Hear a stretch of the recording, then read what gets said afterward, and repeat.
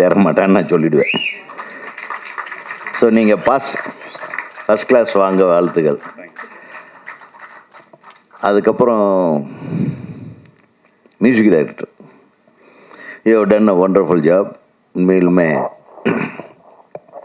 ஒரு 15-20 வருஷத்துக்கு முன்னாடி கேட்குற அந்த மியூசிக்கோட இன்வால்மெண்ட் அந்த டியூன்ஸில் இருந்தது. அது நல்ல இயற்கையாகவே அந்த லிரிக்ஸ் நல்ல, தம்பி நீ லிரிக் ரைட்டராகவே இருக்க வேண்டாம், பாடலாசிரியர்னு சொல்கிறவெல்லாம் பாட்டு எழுத முடியாது.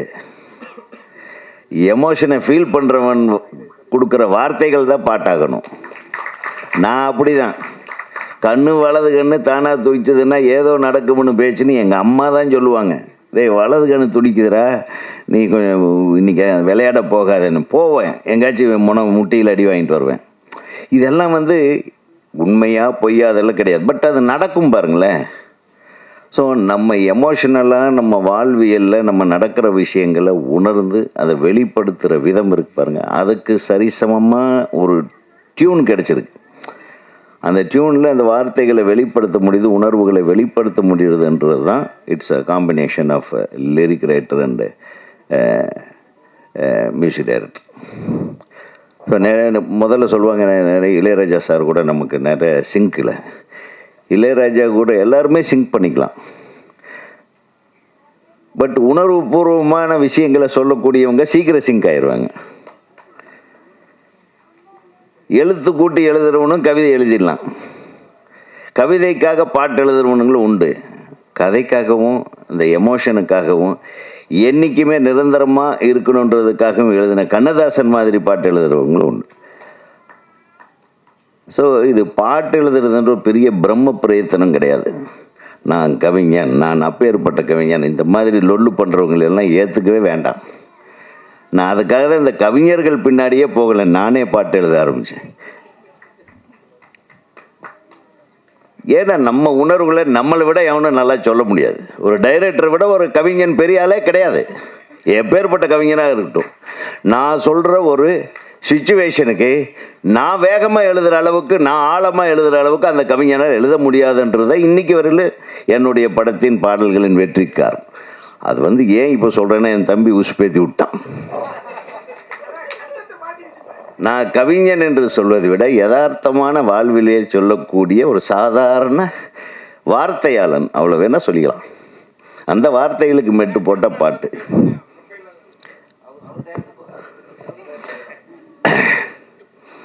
அதாவது என்னுடைய தம்பி சுப்பிரமணிய சிவா சொன்னார், கொஞ்ச நாளாகவே காதல் படங்கள் வர்றதில்லைன்னு.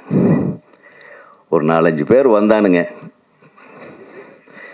வேறு விஷயத்தை கையில் எடுத்துகிட்டு வெட்டு குத்து ரத்தம்னு சொல்லி ரத்த கிளறி ஆகிட்டு, இன்றைக்கி ஒரு 4-5 தம்பிக்கு வந்திருக்கானுங்க. நான் தான் சொன்னேனே, அது என்னது, ராக்கெட் லான்ச்சர்களை கையில் எடுத்துட்டானுங்க. இன்னும் சில பேர் கஞ்சா பொட்டலத்தோடு வந்தானுங்க, அதை வச்சு படம் எடுக்காங்க. எங்கே போய் வாழ்வியலை சொல்கிறதுக்கு படம்? ஒன்றா மனதை மயக்கக்கூடிய படங்கள் இருக்கணும், உறவை வளர்க்கக்கூடிய படங்கள் இருக்கணும், காதலை புன்முறுவலோடு ரசிக்கக்கூடிய படங்கள் இருக்கணும். இல்லைன்னா மனசை விட்டு நம்ம மிர்ச்சி சிவா, அவன் வந்தாலே சிரிப்பு தான்.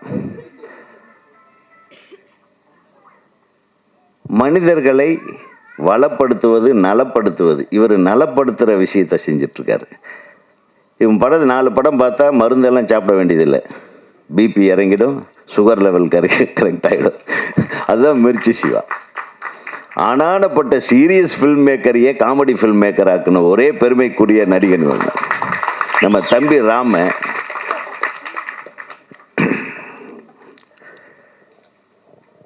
ஒரு படம் எடுக்க ரொம்ப போராடி படம் எடுப்பார் ராம. அங்கங்கெல்லாம் போய் விருது வாங்கிட்டு வந்துடுவான். ஆனால் எங்கே ஓடுதுன்னு கேட்குன்னு, சார் அங்கே ஏதோ ஒரு தேட்டரில் ஓடுதுன்னு சொன்னாங்கன்னு அவரே சொல்லுவார்.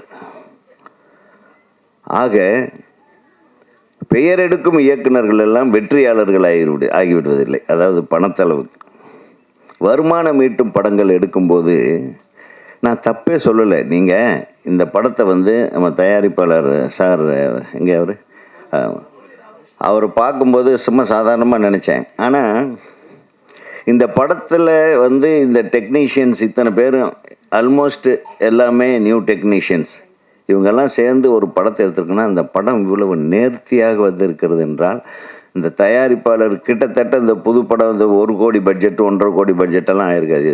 டெஃபினட்டாக 3-4 கோடிக்கு மேலே தான் இருக்கும். ஸோ அந்த அளவுக்கு வந்து ஒரு சுதந்திரத்தை கொடுத்து ஒரு டெக்னீஷியன் குழுவை நம்பி ஒரு படம் எடுத்திருக்காருன்னா ஃபஸ்ட்டு முதல் பாராட்டு அவருக்கு தான். அதை காப்பாற்றிக்கணும். வாழ்நாளில் கடைசி மூச்சு இருக்கிறவர்களும் அவரை நீ மறக்கக்கூடாது. அதுதான் நன்றிங்கிறது. ஏன்னா சினிமாவில் நன்றிங்கிறதே செத்து போயிட்டே இருக்குது, ரொம்ப கோமா ஸ்டேஜில் இருக்குது நன்றிங்கிறது. அதனால் எனக்கு ரொம்ப சந்தோஷமாக இருக்குது. சிவா சொன்ன மாதிரி, அந்த சிவா சுப்பிரமணியம் சிவா சொன்ன மாதிரி, டைரக்டர் சிவா நடிகர் சிவா 2 பேருமே கலக்கிறாங்க இன்றைக்கி. காதல் படங்கள், அந்த மாதிரியான காதல் படங்கள் எல்லாம் இனி எடுத்தால் ஓடாத, ஒரு வாழ்வியல் படங்கள் எடுத்தால் ஓடாதான்ற பயத்திலேயே நம்மெல்லாம் வெளியே போய் வாய்ப்பை கேட்கறது இல்லை. ஏன்னா நம்மளுக்கு அதை தவிர வேறு எதுவும் எனக்கு தெரியாது. நான் காலேஜில் படிக்கும்போதே காதல் பண்ண வந்தேன். அதாவது 5வது காதல், 4 காதல் தோல்வி பள்ளிக்கூடத்துலேயே. 5வது காதல் கல்லூரியில் கோயம்புத்தூர்லேருந்து அங்கே தான் நாங்கள் சிறுவாணி பக்கம் போயிடுவோம் சாட்டர்டே சண்டேன்னு. அங்கே பார்த்து பாட்டு போடுவேன், அங்கேயும் கவிதை எழுதுவேன். சிறுவாணி கரையோரம் வருவாளா மாமம் பொண்ணு. நல்லா இருக்கா?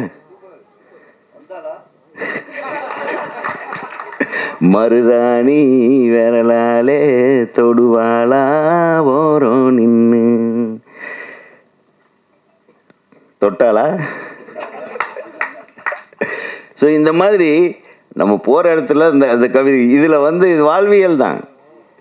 மருதாணியும் சிறுவாணியும் இல்லாத அந்த வாழ்வியல் அங்கே கோவை மாவட்டத்தில் கிடையாது. கண்ணால கடிவாளம் போட்டாலே கண்ணழகி கண்ணழகி கண்ட மீன் கண்ணழகி, சொல்லாத ஒரு வார்த்தை சொன்னாலே சொல்லழகி சொல்லழகி வண்ணத்தமிழ் சொல்லழகி. இப்படியெல்லாம் நான் அந்த காலத்திலே எழுதினேன். எப்போ? 1976. இது எங்கள் கல்லூரி நாட்களில் நானே டியூனு போட்டு நானே பாட்டு எழுதுவேன். இது இசையும் கவிதையும் வந்து கற்று வருவதல்ல, அது வரும், தானாக வரும். கோயிலில் எங்கள் ஃபாதர் பஜன்ஸ் பாடுவார். அந்த சுண்டல் கொடுப்பாங்க பஜன்ஸ் முடிஞ்ச உடனே. அந்த சுண்டலை வாங்கி சாப்பிட்றதுக்காக மட்டுமே பஜன்ஸ் போவேன் நான். பார்த்தா எங்கள் ஃபாதர் உச்ச ஸ்தாயில் பாடுவார், பெருமாளை பற்றி பாடுவார் சனிக்கிழமை. ஜெய ஜெய விட்டலா பாண்டுரங்க விட்டலா அந்த மாதிரி பாட்டெல்லாம் பாடும்போது உணர்ச்சி பிரவாகத்தில் எல்லாரும் அந்த தாளம் தட்டிட்டு அதை பார்க்கும்போது இப்போ இவ்வளவு ரசிகர்களாக எங்கள் அப்பாவுக்கு, நான் இந்த மாதிரி ஒரு ஆளாகணும் அப்படி ஒரு ஆசை வந்தது தான் எனக்கு. எங்கள் அப்பந்தான் குரு. இன்றைக்கி நான் ஜெயிச்சுங்க நிற்கிறேன்னா இத்தனை பேர்த்துக்கு முன்னாடி ஒரு இடம் நீங்கள் கொடுத்து நான் உங்கள் கூட பேசுகிறேன்னு அதுக்கு காரணம் என் தந்தை தான். ஆக எங்கே வாழ்வியல் ஸ்டார்ட் ஆகுது பாருங்க. இது கன்னுலேயோ கஞ்சாவிலேயோ அபின்லேயோ இதுலேயோ கிடையாது. இன்றைக்கி வரக்கூடிய படங்கள் இது எல்லாம் சார்ந்து எடுக்காமல் சுப்பிரமணியம் சிவா சொன்னது போல் காதல் வாழ்வியலை எடுங்க. இந்த காதல் படம் ஒரு பாரதி ராஜாவோட மண்வாசனை மாதிரி, ஒரு கிழக்கு வாசல் மாதிரி, என்னையும் சொல்லிக்கிறேன், மிகப்பெரிய வெற்றி படமாக மாற வாய்ப்பு இருக்கிறது. நம்ம பக்கத்தில் மந்த்ரா வந்து மிக அழகான பொண்ணு. நானும் ஜெயராமும் ஹீரோ, 2 டபுள் ஹீரோ, அண்ணனும் தம்பியாக நடித்த படம் தான் சின்ன ராமசாமி பெரிய ராமசாமின்னு. அந்த படத்தில் எனக்கு ஹீரோயினாக நான் இவங்களை செலக்ட் பண்ணிட்டேன். அப்புறம் அவங்க அம்மாவுக்கு ஒரு பெரிய கன்ஃபியூஷன், சார் இன்னொரு படம் வேறு வருது சார் அப்படின்னு. வருதாம்மா, சொல்லுமா, பரவாயில்ல, இதை முடிச்சுட்டு அதை பண்ணுவோம், இல்லை சைமல்டேனியஸாக பண்ணுமா அப்படின்னு. இல்லை சார், இந்த மாதிரி நீங்கள் சொல்லுங்கள் சார் எது என் மகளுக்கு நல்லது அப்படின்னு சொல்லி உண்மையிலுமே கேட்டாங்க. அப்போ அந்த அருண் விஜய் முதல் படம் அறிமுகமாகிறார், விஜயகுமார் சாரோட சன்னு. நான் நினச்சேன் அது தனியாக ஒரு ஹீரோ, மெயின் ஹீரோ, ஒரே ஹீரோ, அதில் நடிக்கட்டுமா, பரவாயில்ல, மந்த்ராவை வாய்ப்பு கிடைத்தால் பிற்காலத்தில் நான் பயன்படுத்திக் கொள்கிறேன். அந்த வாய்ப்பு இன்னும் கிடைக்கல. என் அருமை சகோதரி மந்த்ரா அவர்கள் ஒரு பெரிய ரவுண்டு வந்துட்டாங்க. அவங்க இப்போவும் என்கிட்ட சொல்லிட்டு இருந்தாங்க, நான் இனிமேல் தமிழ் இண்டஸ்ட்ரியில் பெரிய லெவலில் நான் எல்லா படத்துலையும் நடிக்க போகிறேன் சார். நான் சொல்லிடுமா ப்ரெஸ்ஸுக்கிட்டேன்னு சொன்னேன், மறந்துட்டேன் சார் நினச்சி. ஸோ அவங்க சார்பாக நான் சொல்லிக்கிறேன், இந்த அன்பு சகோதரிக்கு நம்ம ஊர் வளர்த்து விட்ட குழந்தை அது. அவங்க மிகப்பெரிய ரவுண்டு வரணும். ஏன்னா இப்போ நிறைய அண்ணி ரோல், அக்கா ரோல் எல்லாம் பஞ்சமாக இருக்குது. இப்போ எல்லாமே சீரியலில் தான் பிஸியாக இருக்காங்க. அதனால் அந்த இடம் உங்களுக்கு நிச்சயமாக கிடைக்கும் என்று உங்களுக்கு வாழ்த்துக்கிறேன். ஏன்னா இந்த படத்தில் வந்தாலும் விட்டாங்க பாரு ஒரு அடி, ஹீரோவை மிரட்டலான செம்ம அடி. யாரா இந்த பொண்ணுன்னு பார்த்தா அதான். அதுக்கப்புறம் மந்த்ரா ஃபேஸ் கொஞ்சம் மாறி இருக்கு. என்ன அடி, அப்படி திரும்பினா வீட்டில் பொண்ணுக்கு ஒரு அடி. பக்கத்தில் உட்கார்ந்தோடனே நான் கொஞ்சம் ஒதுங்கி தான் உட்காந்துருந்தேன், பயந்துட்டு. ஆக அந்த பவர்ஃபுல் கேரக்டரை பண்ணக்கூடிய அளவுக்கு இன்றைக்கி அவங்கக்கிட்ட ஒரு தனித்தன்மை இருக்குது. அதை இந்த தமிழ் தயாரிப்பாளர்கள், தமிழ் பட தயாரிப்பாளர்களும் இயக்குநர்களும் பயன்படுத்தி கொள்ள வேண்டும். அதுக்கப்புறம் நம்ம ஹீரோவை பற்றி சொல்லணும். ஹீரோ ரொம்ப இயல்பாக நடிச்சிருந்தார் தம்பி, ரொம்ப நல்லா பண்ணியிருந்து, ரொம்ப இயல்பாக இருந்தது. எல்லோரும் சொன்னாங்க நீங்கள் லண்டனில் அங்கே இங்கெல்லாம் சுற்றிட்டுருக்கீங்களா, பிஸ்னஸ் பண்ணுறீங்களா? யூகேவா? ஓகே, பிறந்து வளர்ந்த ஊர் யூகே. யுவர் தமிழியன். ஸோ லண்டன்லேருந்து பிறந்து வளர்ந்து இங்கே தமிழ் படத்தில் தமிழர்களுடைய, அதாவது தமிழ் உணர்வு அவருக்கு இருக்கும், அவங்க நம்மளை விட ஜாஸ்தி இருக்கும் அவங்களுக்கு. ஆனால் ரொம்ப இயல்பான ஒரு முகம், ஒரு வில்லேஜுக்கு தகுந்த மாதிரி அந்த மண் வாசனை பாண்டியன் மாதிரி அந்த எக்ஸ்ப்ரெஷன் இருக்குது பாருங்கள். அது என்னது அழகான அந்த பொண்ணு, கொஞ்சம் பார்த்தா நம்ம சௌந்தர்யா மாதிரி இருக்குது ஃபேஸு. நிச்சயமாக நீ இந்த ஜோடி மிகப்பெரிய வெற்றி பெறும் ஜோடி என்பதை நான் இங்கே உறுதியாக சொல்லிக்கொள்ள ஆசைப்படுகிறேன். ஏன்னா அந்த அளவுக்கு இருந்தது. ஸோ இந்த படத்தில் எல்லாமே அமைஞ்சிருக்கு. சிவா தரர தர தரர, இந்த சிவா பண்ண லொல்லு இருக்குது பாருங்கள். அவன் படத்தில் அப்படி ஒரு பியூட்டிஃபுல் சாங்கு. இப்போ ஃபுல் காமெடி பண்ணாலும் ஒரு பாட்டு மனசை மயக்கிட்டே இருக்குன்னா அந்த பாட்டு தான். அனிருத் தான் அதுக்கு காரணம். அந்த அனிருத் இப்போ வேறு மாதிரி போடுறாரு, பயங்கர அடிக்கிறாரு, தாங்க முடியாத அடியாக இருக்கு. ஆக ஒரு நல்ல இசையமைப்பாளர் இந்த படத்துக்கு கிடச்சிருக்காரு. ஒரு நல்ல தயாரிப்பு, நல்ல குழு, நல்ல எடிட்டர், நல்ல டான்ஸ் டைரக்டர். அவங்க அழகாக அவங்களே நடிக்கலாம் போல் இருக்கு. நடிச்சிருக்கீங்களா? அவன் நல்ல தலைமை இயக்குனர். அப்புறம் நம்ம தம்பிகள்லாம் ரொம்ப அழகாக பேசினாங்க. எங்கே அவர் விஜய் டிவி பாரு, அவர் தங்கதுரை பயங்கரமான ஆளாக இருப்பார் போல் இருக்கு. டப்புன்னு எல்லாத்தையும் பிட்டு அப்படி விட்டுருந்தா எல்லாத்தையும் உடச்சி போட்டிருப்பார் போல் இருக்கு. அப்படியே நிறுத்த சொல்லிட்டாங்க. நான் இந்த படத்தை பற்றி முக்கிய ரகசியங்கள் எல்லாம் அவர் தனியாக தள்ளிட்டு போனால் கிடைச்சிடும்னு நினைக்கிறேன். நிச்சயமாக இந்த திரைப்படம் மிகப்பெரிய வெற்றி படமாக அமைய வேண்டும். இதில் ஒரு நல்ல விஷயம் என்னென்னா, மிர்ச்சி சிவாவுக்கு இந்த படத்துக்கு என்னடா சம்மந்தம், நான் பார்த்த உடனே ஜெர்க் ஆகிட்டீங்க. நானும் பேரரசன் தானே சிறப்பு விருந்தினர்கள். இன்னொரு சிறப்பு விருந்தினர் இங்கே எதுக்குப்பா வந்தாருன்னு பார்த்தேன். நம்ம சிவா, நாங்கள் 3 பேர் தவிர இன்னொரு சிவா எதுக்குன்னு நாங்கள் பார்த்தோம். அதுதான் மிர்ச்சி சிவா, எதுக்கு வந்தீங்க, இங்கே என்ன வேலை அப்படின்னே கேட்டேன் நான் சிவா. ஏய் சரி, ஒரு அட்வான்ஸ் கொடுத்துருவோம், ஒன்றும் பிரச்சனை இல்லை, விடுங்க. அட்வான்ஸ் கொடுத்துட்டு போயிட்டே இருப்போம். ஆனால் நிச்சயமாக இந்த கம்பெனிக்கு சிவா நிச்சயமாக பண்ணுவார். ஏன்னா இந்த கம்பெனியுடைய தரம் தெரிகிறது, இந்த ட்ரெய்லர்லேயே தரம் தெரிகிறது. ஆனால் சிவா சொன்ன ஒரு விஷயம் எனக்கு ரொம்ப பிடிச்சது. அவருடைய மேக்கப் மேன் இந்த படத்தில் வேலை செஞ்சுருக்காரு. அன்பு சகோதரர் வாங்க, நீங்கள் வாங்க மேலே. உங்கள் பேர் என்ன? சசி. இவர் ஒரு நடிகர் பேர் தான் சசிகுமார். தேசிய விருது பெற்ற மேக்கப் மேன் இவர். அவருக்கு ஒரு நல்ல கைத்தட்டு.